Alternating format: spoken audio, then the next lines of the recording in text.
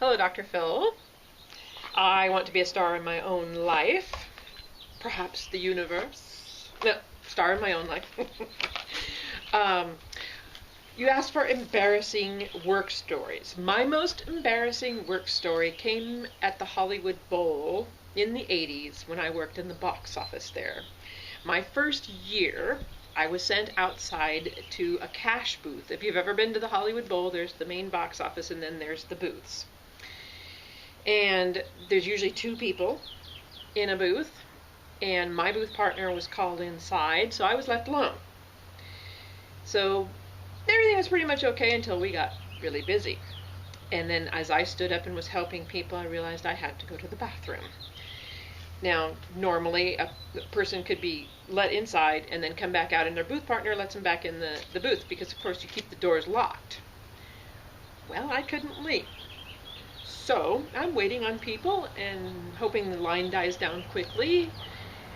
And as I'm waiting on these people, the floodgates opened, and I just stood there like a deer in the headlights, and they're looking at me, and I said, "I'm sorry, I'm wetting my pants."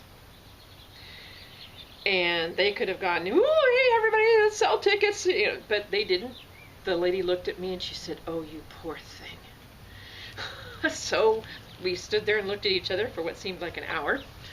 And then finally I was able to finish waiting on them and then just keep waiting on people till the line died down. And then I was able to, do my best to clean myself in the booth up. Told my really good friend about it, and of course he nearly rolled down the hill laughing. So that is my most embarrassing work story.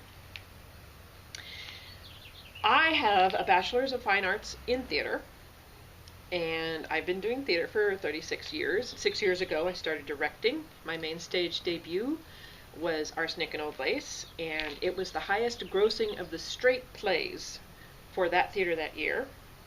This last year, I directed another play that was the highest attended.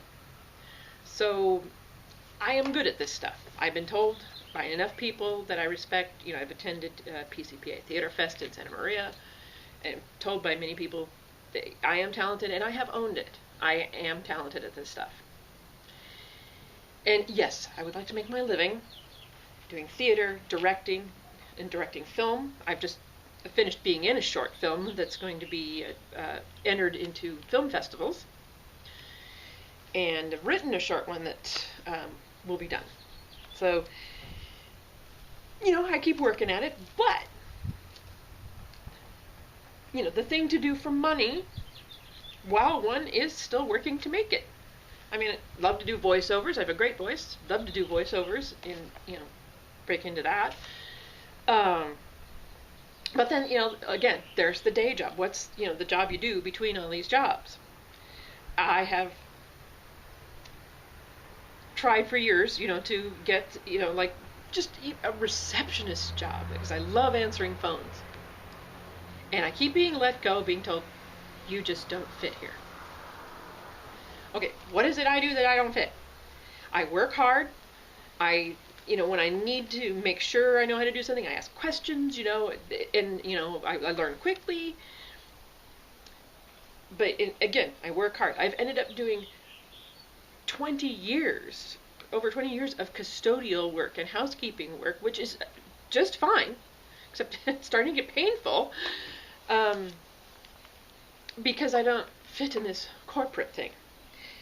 And then the bullies that I encounter at work, it's like everywhere I go, I seem to find bullies, people who like to yell, and then they don't like my reactions to their yelling. So I just don't fit there. I was bullied a lot as a kid. I was bullied at home and at school. At one point it got so intense, junior high, that I couldn't absorb my lessons. So what do I do? How do I learn to handle this? What do I need to do to fit in so I don't have to do custodial work anymore?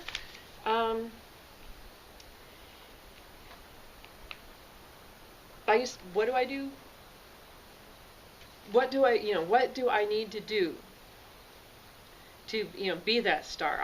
For myself, I feel like a star in my own life. But what do I need to do to be a star that earns money in my own life too? So I'll give you a sample of one of the things that I can do. Midnight, not a sound from the pavement.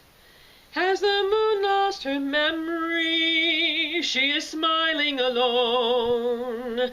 In the lamplight, the withered leaves collect at my feet, and the wind begins to moan.